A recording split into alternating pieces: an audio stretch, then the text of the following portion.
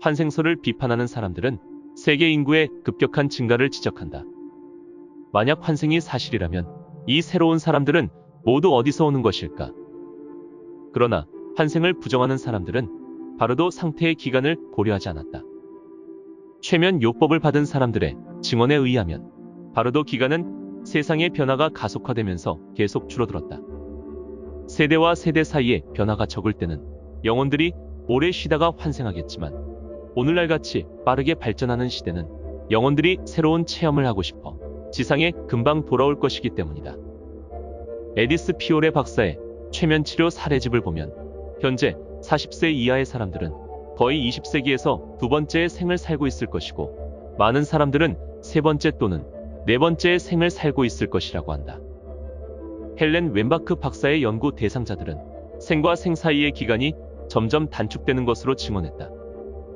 웬바크 박사는 이런 현상이 지구 멸망의 임박함과 관련이 있다고 보았다.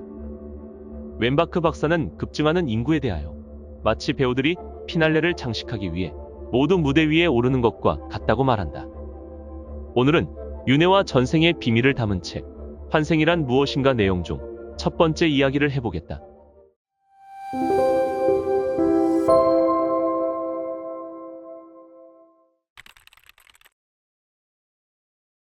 많은 천문학자와 천체 물리학자들은 우주가 다시 태어나기 위해 죽는 과정을 되풀이한다고 말한다.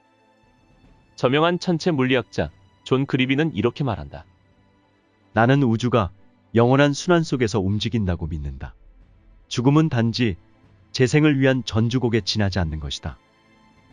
16세기 이탈리아의 철학자 조르다노 브루노는 혈액순환이 우주의 원리를 반영하는 것이라고 말했으며 영속적인 운동의 유일한 형태는 원운동밖에 없다고 가르쳤다. 더 나아가 그는 지구가 영혼을 갖는다고 선언했다. 식물과 동물, 인간뿐만 아니라 광물까지도 영혼이 존재함으로써 생기를 부여받는다고 주장했다.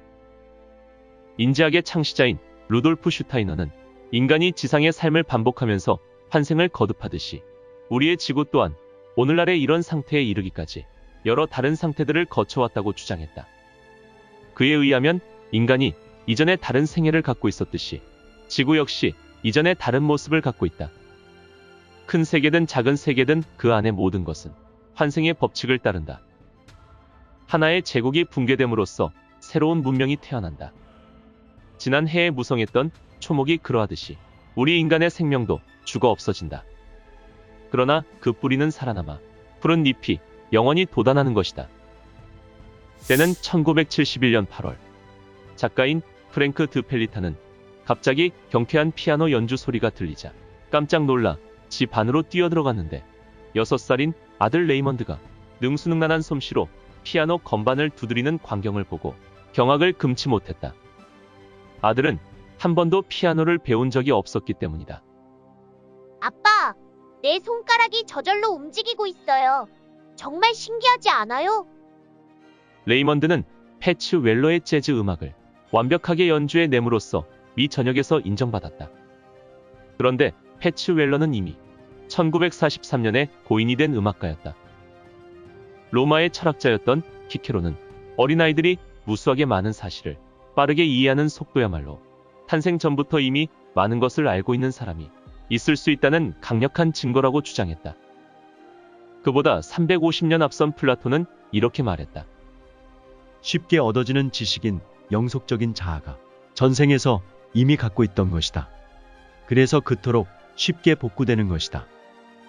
바꾸어 말하면 천재는 전생의 경험이 꽃 피어난 결과라는 것이다. 고대에는 이런 사상이 보편적으로 인정되고 있었기 때문에 교육이라는 단어도 원래는 이미 알고 있는 것을 이끌어내는 것을 의미했다. 1978년 임상심리학자인 헬렌 웬바크 박사는 750명을 대상으로 한 최면 실험에서 그들을 탄생 직전의 상태로 이끌어갔다. 그 결과 유전과 환생은 따로 작용하는 동시에 서로 보완 관계에 있다는 것을 발견했다. 그녀는 개개인의 영적 실체들이 특정한 가문의 특정한 육체를 통해 물질화를 시도한다는 것을 발견했다. 웬바크 박사의 피험자들 중 81%의 사람들이 태어나는 것을 선택했다고 말했는데 그들 중에 대부분은 영적인 조언자와 협의한 후에 마지못해 육체를 택했다고 했다. 87%의 사람들은 전생뿐만 아니라 4, 5세기에서도 현생의 부모와 연인, 친척, 친구들을 이미 알고 있었던 것으로 보고되었다. 우리는 똑같은 영혼들과 함께 무리지어 이 세상에 돌아오는데 그들과 더불어 사랑뿐만 아니라 두려움과 증오에 이르기까지 다양한 관계를 나눈다는 것이다. 이러한 진술은 필연적으로 다음과 같은 결론에 도달한다. 즉, 인간은 개인적인 경험들을 통해 변화무쌍한 삶의 모든 양상들을 깨달아야 한다는 것이다. 죽음학의 권위자이자 정신과 의사인 엘리자베스 퀴블러 로스 박사의 연구 결과는 진화가 이루어지기 위해서는 거듭해서 이 지상으로 돌아올 필요성이 있음을 역설하고 있다. 그녀에 의하면 육체화된 삶의 목적은 배우고 성장하면서 인류의 진화에 동참하는 것이다. 그리고 이러한 우리의 운명을 충족시키기 위해서는 일련의 교육과정을 거치고 시험을 통과해야 한다. 우리는 죽음을 육체적 차원으로부터 졸업하는 것으로 여길 수도 있지만 이것은 모든 교육과정과 시험을 통과한 후에야 가능하다. 심리학 교수이자 영적 스승인 리처드 엘퍼트 박사는 적절한 삶을 선택함에 있어서 잠재의식이 안내자의 역할을 한다고 보았다. 그는 이렇게 말한다. 사람들은 태어나기 전에 이미 자신이 무엇을 선택하고 있는지 안다. 나는 절름발이가 될 것이고 하나의 눈만 선택해서 외눈박이가 될 것이다. 그리고 베나레스 거리에서 맞아 죽을 것이다. 이것이 바로 내게 필요한 것이다. 좋아, 나는 그곳으로 가겠다. 그러고 나서 그대는 세상 속으로 뛰어든다. 환생주의자들은 흔히 이 지구를 훈련소에 비유한다. 우리는 이 훈련소의 생도이며 생과 생을 반복하면서 계속 훈련소로 복귀한다. 그리고 우리는 학생용 가방을 메고 다니는데 그 가방 안에는 수많은 전생을 겪으면서 축적한 지혜와 경험 그리고 개인적 기질이 담겨 있다. 그것은 영적인 가방이다. 우리는 전생에서 수많은 영광과 성취를 겪었다. 그러나 매번의 생애마다 그 모든 것을 기억한다면 우리는 무기력증에 빠지고 말 것이다. 마치 영화의 결론을 미리 알고 나면 영화를 보고 싶은 욕망이 감소되는 것처럼 말이다. 밝혀진 바에 의하면 전생치료가 임상적으로 효과가 있다는 사실은 의심의 여지가 없다. 그러나 아무리 전생을 인식한다 해도 그것이 전부는 아니다. 치료의 목적은 전생의 인식 자체가 아니라는 말이다. 영혼이 경험한 것을 파헤쳐 자신에 대한 이해를 얻어내는 것이 전생 치료의 목적이다. 원인 불명의 구강염 증세를 자주 보이는 환자가 있을 때 치료사는 그 원인이 현생에서는 알아낼 수 없는 것이며 분명 개인이 가지고 있는 수많은 전생 중 어디엔가 숨어 있다는 것을 확신한다. 이런 숨겨진 심리적 외상은 신체적 고통이나 정신적 고통 또는 두 가지 모두의 고통이 되어 현생의 삶에 되돌아온다. 전생 치료사들이 이렇게 확신하는 데는 이유가 있다.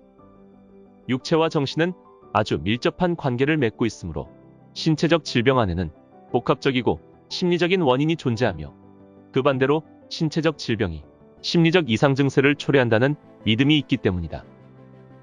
고통의 근원을 알아내기 위해서는 수많은 생애를 하나하나 조사해 나가야 한다.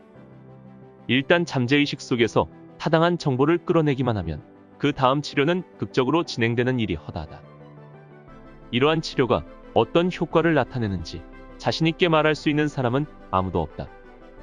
그러나 영혼 속에 오랫동안 갇혀있던 부정적 기억을 대면하고 적극적으로 수용하는 과정 자체가 마치 해방의 효과를 거두는 것처럼 보인다.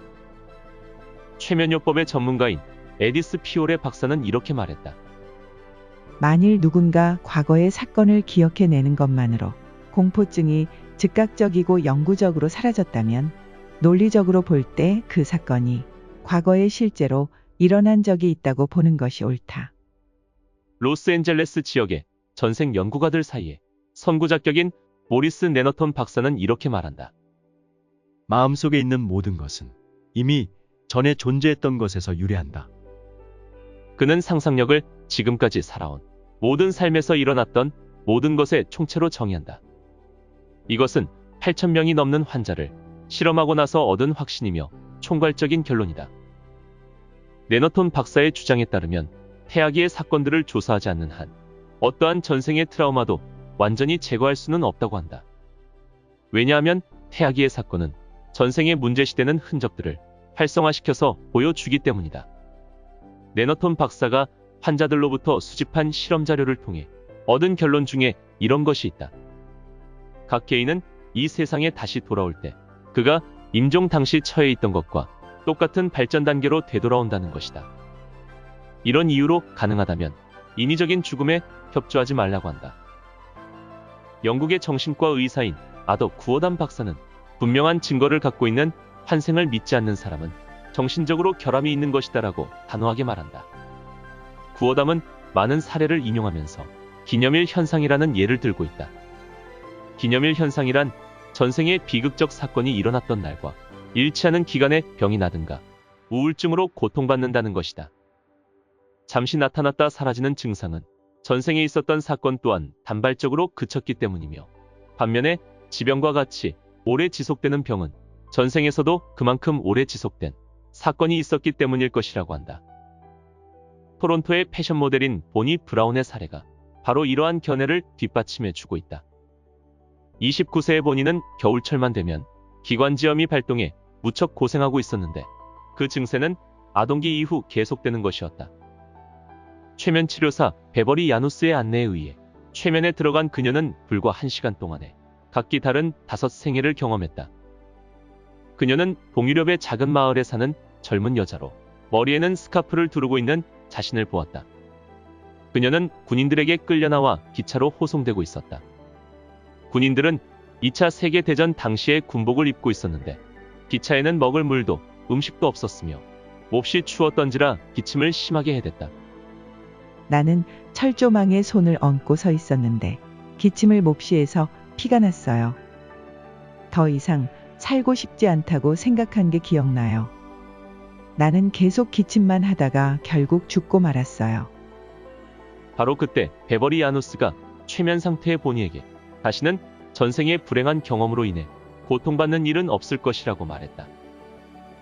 1972년 그 퇴행 실험을 통해서 전생의 자신이라고 보이는 여자의 질병을 겪은 후에 본인은 다시는 기관지염의 흔적을 보이지 않았다.